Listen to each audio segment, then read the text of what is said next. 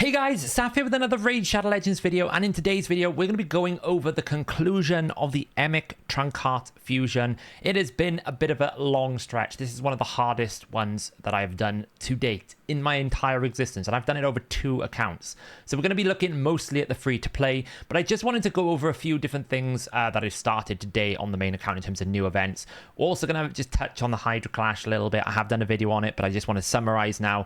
I am conscious I haven't done a patch notes breakdown yet. I will try and get that recorded over the next couple of days. It has been pretty hectic because if you haven't seen the news, we now have a brand new updated optimizer with mobile or remote optimization. So that's been a bit of our focus recently. But let's just go through what is happening today. Obviously, it's Hydra reset, which means we get all of our Hydra rewards. But the first time ever we have got this Hydra Clash rewards. We're going to go into the market first. Is there a Whisper Soul? There isn't. Every day I come into the market looking for a Whisper Soul. That is what we're looking out for. But what we actually want to do is look at here. So you can see that the Hydra Clash has finished. It is reset. I did 533 million. So that was about a sort of 80 million Nightmare Key. I think I did about 40 or 30 million on brutal and about 30 to 40 million on hard as well, which obviously isn't the top chest, but I pretty much don't have much interest in claiming these, in kind of working towards this kind of Hydra Clash winning. Obviously, we've won as a clan. We've got good participation, right? You want to see 90 keys used, which means pretty much nearly everyone in our clan has gone for the rewards. But in my original video, which I put out a couple of days ago, I can't exactly remember when, maybe it's been more than a couple of days, I basically covered 3 issues that I felt that needed to be fixed on Hydra Clash, or we were going to run into the issue where this system was a bit of a joke, a bit of a meme.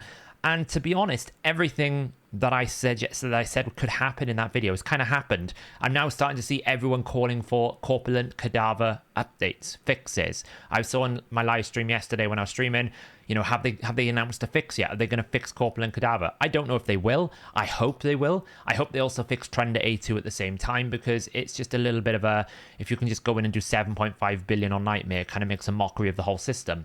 But the key thing I want to talk about today is the rewards. Now, I don't actually know what the probabilities are in these chests because the game data doesn't tell me. It just tells me how many we were going to get. You only get 3 rewards regardless of the chest you get. So the highest possible chest, you get 3 rewards. And you always get clan gold, you always get clan XP, which means you only can get 1 accessory. Now, I understand we want to make this thing somewhat challenging to acquire. It's difficult content, it shouldn't be easy.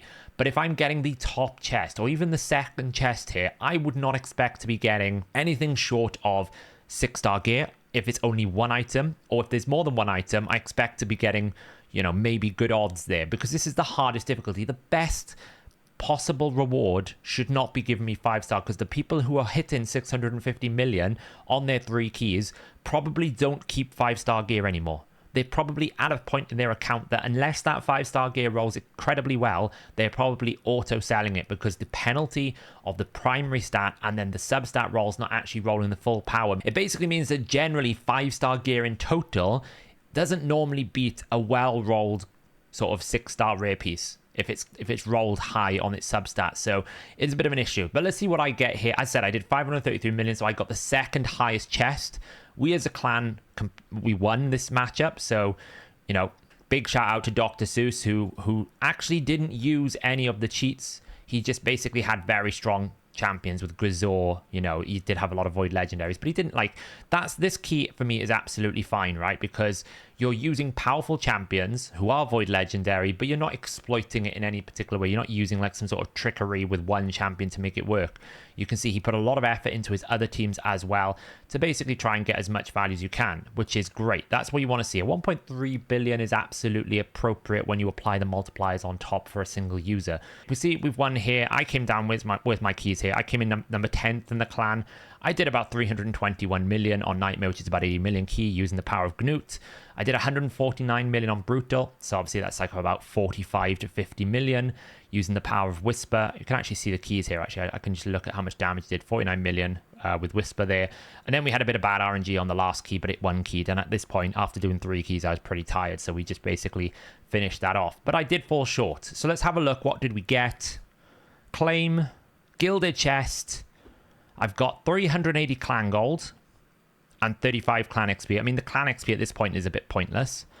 And I got a HP with HP. So that's pretty good. That's actually a better outcome for most people, because if it rolls HP, it's a ring worth keeping. But in all honesty, these variable sets, so this protection set, I really do not care about 7 and 8 bonus. What I care about is 9 bonus. I would love this 75% because this is where all the power is on these extra bonuses. A little bit more speed, you know, that's 8 speed. 20 resistance and 8 speed is not that good if the piece isn't rolling very well. But this 9 piece is really big because you actually increase your protection rate to 75% and you're also giving more damage, which is huge. It's going to take me a very long time to be able to find not only the same set, because it's a 50-50 split if it's protection or shadowkin, probably. I'm assuming that's what it is. Then it's going to roll one of the 16 factions. Then it's got to roll the right primary stat for that champion. Then it's got to roll the right rarity and rank. Then it's got to roll that actually the substats that it rolls is what I want. Now, it's not so much of a problem on rings, and amulets are not so much of a problem, but you still want to get like good substats. Like there's a lot of value in having crit damage with your primary stat or with a bit of accuracy. The banners are going to be the problem because I'm not going to take a slow banner to give myself a few more buffs because that might not be worth it. So the fact we only get one a week for all of that effort of trying to win it, and you get one artifact and 380 clan gold. Now, let me just compare this to the rewards of the top difficulty, which we get twice every single week, right? So it's a new system, so the new system should have more rewards than older systems to incentivize you to play the new system. So we've just had one artifact and one ring. Now, let's have a look at what we actually get here. So I've got more clan gold, I've got soul stones, and I've got 1, 2, 3, 4, 5, 6, 7 pieces of gear. And that's only one chest. I'm going to get 2 of these chests. Now, you know, I'll go through it and go, okay, 10% with speed. I'm keeping that one. This one may keep that one. This one looks like it's really well. That could be quite good. This one, mythical. Thing with mythical is you can't reforge it. So it's rolled the mythical on the flat stat. There's no speed or anything. I'm just going to sell that. That's pointless. This one, pretty good. This one, pretty good. 5-star gear, instant sell. So you can see I've sold 2 pieces, but I've kept 5 pieces. Already 1 chest of Nightmare, which is probably like 25 minutes of my time per week, has given me more rewards than all of my keys combined for Hydra Clash, which requires me to go above and beyond the minimums and also requires my clan to work with me to win. It's like, it's worse rewards than just doing it. That's just so strange to me. It's really so strange. But let's pull out the rest of these rewards so we get everything. We actually got a lot of mythical gear today, which is actually quite rare. Normally I find I don't get an awful lot. Like this here, flat stat, you can't re-roll mythical gear. So if you can't re-roll it, there's no point keeping flat stat. That's 5-star, I have no use for that. It's flat stat, I have no use for that. It's rolled on flat stat. So there we kept less pieces. But again, we're still getting as much clan gold as that one chest. And when we go again, the top brutal chest has given me more clan gold than the Hydra Clash reward. It's baffling to me. That's a pretty bad piece there. That's pretty bad. You can see I'm not really keeping 5-star gear because I don't have anymore the inventory space to hold on to 5-star gear, because Hex is now a very, Curse set is now a very good set. Retaliation is now a very good set. You've got more and more of these artifact sets. They've added Defiant. They've added Bolster. They've added the new 2-piece Resistance Forge set. I always forget the name. They've added so many sets. We don't have the capacity to be holding on to less than good gear. So what you tend to find is a lot of this like 5-star gear. I might keep that legendary one in case it 5s rolls. This one, it's already low rolled the speed and the other stats. I don't have the space to keep, subpar artifacts. So we're selling them because they're 5-star gear. So the fact that you can still get 5-star gear in those rings, in those Hydra Clashes, is a big issue for me. So I'm going to collect all these rewards now, and then we're going to go talk about the free-to-play. So I thought I'd just quickly roll this ring before we head over to the free-to-play, and you can kind of see what I'm talking about. This has rolled one of them into the flat stat, which is not ideal, but it's also heavily low-rolled. So whenever you roll an artifact with substats, you get a range of potential substat rolls you can have. So for a 6-star ring, the primary percentage stat here, like the HP, can roll anywhere between 5, 6, or 7%. So a perfect roll will be 3 rolls of 7%, the one you start with, and then 2 additional rolls. We've actually walked away with 15% here. So in essence, this one ring is as worse as it could possibly be for what I'm looking for, because We have attack percentage with HP, which is not normally a combo. It's only really a combo for niche scenarios like Brogni. Normally, if you're going HP, you want defensiveness, you want HP and defense. I rolled a flat defense, not a defense percentage, and I've rolled the lowest possible HP. So in terms of the rings in my collection, this could have rolled 21%. It's rolled 15%. So I'm already around about 6% lower than what I could be. And if I just had a perfect roll sort of 6-star ring, that would be one roll plus base. That's 1% less than this. So, you know, this is the issue with this system. If you only give us one roll, it's like walking into Spider, hoping you're going to get the perfect ring from one run. It's never going to happen. And I just think they need to increase the volume. I suppose we could ascend this and see what we get. Probably get, like, I don't know, flat attack. There you go. So it's even worse. Now we've got flat attack. So it's a HP ring with flat attack that didn't roll the attack with the lowest possible HP percentage ring roll and a flat stat roll defense. So on the scale of what would I gear cleanse, this is like near enough the worst possible ring you could get outside of it being rare and rolling exactly the same way, or being 5-star. So there you go. That is kind of like the issues with it. Hopefully they review it. They kind of realize that they've just been so lean on the rewards that I think, to be honest, it's not really worth the effort. And it's really disappointing because I think the game mode concept is really cool. Hopefully they listen to us and they improve it. So let's actually just talk about the fusion. This fusion I've done on both accounts. On my main, I've already acquired Emic. We are starting to work on it. Tonight on stream at around about 8 p.m. UK time, we will be building the Emic 3-1 team. The first team that I have seen, and you know, I could be wrong, there could be other teams out there, but I haven't seen any that we have sort of brainstormed in the community. Big shout out to Gelner and Geekbait who actually worked on it on stream with me to find a team that can utilize Emic's kit to actually make him a fully unkillable solo available champion. That means we're not using an extra man-eater or a Helicat or someone else to make it work. We're using exclusively Emic Trunkheart to make it unkillable. So that's what we're going to be building on stream tonight around about 8 p.m. UK time. You'll be able to see that it'll pop up in the YouTube feed pretty soon. By the time you're watching this, probably that it's available. You can go wait in the waiting room around about 8 p.m. UK time, and we will be starting that. That is on the plan for the cards tonight. But I did it on the main. The main was okay. I basically did the second summon rush for the first reward so I could skip the final artifact enhancement event. I didn't really want to have to do an extra one. Some events that are also happening at the moment. We've got this Ultimate Death Knight's birthday Titan event.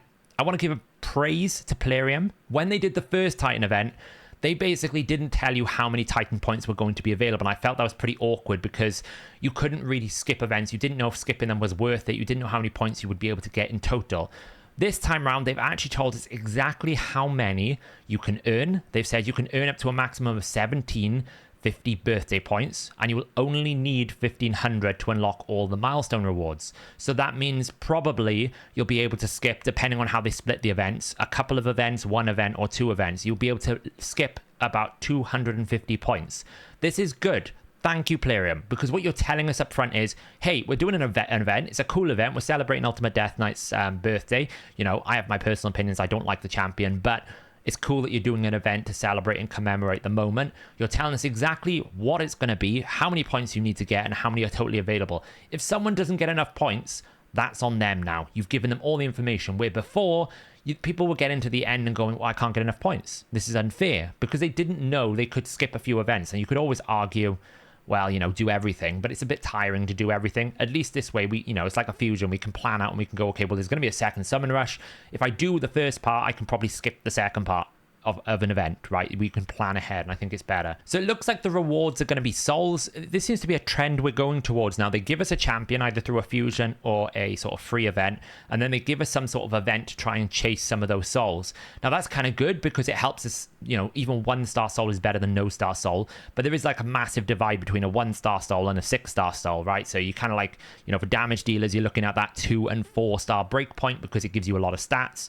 But really, for a lot of effects, you're looking at 1 and then probably 5 as the next breakpoint. You know, specifically things like Life Harvest, specifically things like, you know, Soul Reap and Ward of the Fallen and these types of things. They get a lot stronger as you get those 5 and 6-star ratings. Even like Brimstone, you get a big boost at 5 because you actually can place it at a much higher percentage, and it also becomes a protected debuff, so it can't be removed. So it's kind of good that we're getting a little bit of a head start to that point because souls are really poor, but we do need a little bit more. I still feel like we still need to have another approach to like boosting the rewards of Iron Twins here. But I like the fact that they're acknowledging by doing this, you know, getting these souls is pretty impossible just from the traditional ways.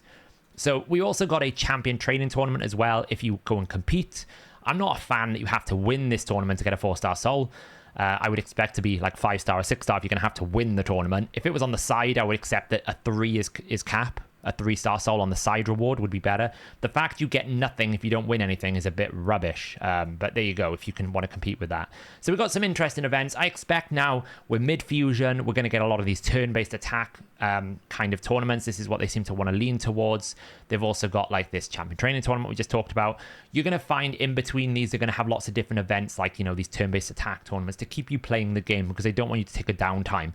But you can choose to take a downtime. You don't have to do every event. So what I would say to people who are feeling burnt out between fusions, don't worry about these tournaments. Yes, they might give you some soul stones. It's not the end of the world if you miss one. Obviously, if you haven't got the skin for the Stag Knight and you want it, go get it. But don't stretch yourself constantly having to do every single event. You can, of course, skip some. It'll always be available. Fusions are different. Fusions, if you want to go for it, you can't skip it. So, you know, you need to recharge your battery some way. But let's go talk about the free-to-play because we also achieved the fusion on the free-to-play. So I will say I had to burn a lot of resources on this free-to-play. I started this with around about 4,000 gems. I'm now at 2,000 gems. I would say this has been the hardest fusion of 2023. I would say that's where we're at. This has been the hardest fusion of 2023 because there was very little downtime. It feels like the fusion was at rapid pace as well. It feels like we were going at a pace that was greater than what it should have been. It was really, really rapid. Like it's been quite a short fusion window. I feel like it could have had an extra 4 days. But we did manage to complete it in time. We were having to stay up quite late getting those dungeon divers done, getting the artifact enhancements done. You can see I've just got enough silver to be able to finish the fusion because we traded in some clan gold to get it done. I saved the fusing for this video because this was the hardest attempt. You know, I managed to skip the first summon rush on the free-to-play and get the first set of fragments on the second summon rush. I basically just bought myself a couple of days to be able to get it done. And through a bunch of different things, which we're going to talk about briefly here, we've managed to get it done. So let me fuse this up. Fuse it. Emic Trunkheart. This means the free-to-play probably is now in a position to do Ultra Nightmare Clan Boss. We now need to figure out a tune. Obviously, the biggest hurdle right now is going to be books. We need to get at least this A3 booked before we can even look at anything, sort of Ultra Nightmare, which is going to be a challenge in itself because I'm still trying to get the last book for Gnut's A2. Key thing that Odd One Gaming shouted out to me, which I think is a great shout out, don't ascend him straight away. If you're using him in Clan Boss, don't ascend him until you have actually booked the A2 and the A3 if you need it, or the A3 if you need it, because otherwise you run the risk of booking this extra one. So you can save yourself some RNG by just not sending him to level 3 just yet. And that's probably what I will do. I'll just keep him there until I can get those books in. But that is a big step for this account. How did I get there? Well, I skipped the first summon rush. I had about 2 sacred shards because I got lucky that we had actually got around to this monthly, so we got a sacred shard from there. I got lucky on 1 clan boss chest. I got a sacred shard.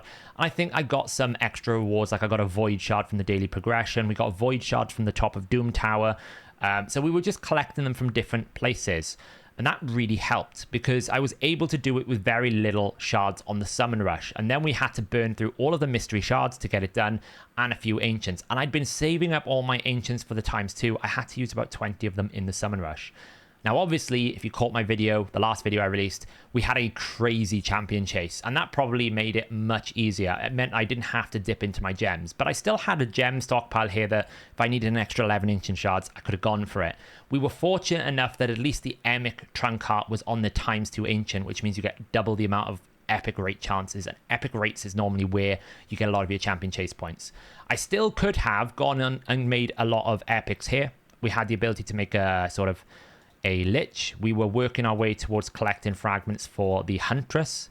See, I'm on 80, so I could have made a Broadmoor. I could have made more of these sort of epic champions from Razin, I could have made a Relic Keeper as well if I wanted to. So these sort of champion chase points can be acquired from these places as well. I can start working my way towards an Archmage, so in the future, when I've got a champion chase going on, I can use Archmage here as a potential gain, and we're still working on Drexar. But then it was just a case of grinding events, and that is gems. Now my mine is upgraded. I saved up a bit of energy before the tournament started. I had about 2,000 to 3,000 energy, so the initial burst of energy required for the two difficult... The middle dungeon divers is very difficult. It's very, very difficult. I had to burn a lot of energy, but at least the middle dungeon divers was crossing over 2 tournaments where the first one wasn't. It is the hardest fusion I think I've done this year, but I'm very, very pleased that we've got it done. And I've got it done without doing Ultra Nightmare Clan Boss. So for everyone who says, you know, these fusions are impossible without Ultra Nightmare Clan Boss, to some extent, yes, you do need shards, but if you manage your resources correctly, especially in the early to mid game where you do get a lot of the mission rewards and you do get a lot of, like, you know, there's a Sacred Shard in Nightmare campaign for me still I can go and get. There are daily login progression rewards. When I hit like level 70, I'll get another Sacred Shard, right? You're still in this window where you can get free stuff by just playing the game. When I get to like level 80, that's when it's going to start drying up. And that's by that point, I really need to be an Ultra Nightmare Clan Boss to start building up the stockpile of these Sacred Shards. We got like a cool upgrade here. We've got an Ancient Shard here. And we got nothing on the second chest. So I've been basically just hitting top chest Nightmare for the entire fusion. So yeah, so now the question is, what are we going to build for the Clan Boss team? Currently, I am running this type of team here. So now I need to revisit it and probably want to go to a 2-1 team so we can make Emic work on a 2-1. And I just need to have a look to see if we've got anyone that can cover the stun turn. That's what we're going to need to figure out, because I don't think I've got a Pain Keeper on this account. I don't think we've actually managed to acquire one of those. So a reset champion at the moment is a problem.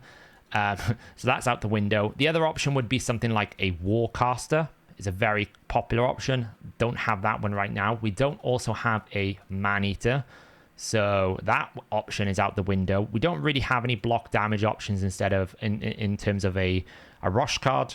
That's out of the window.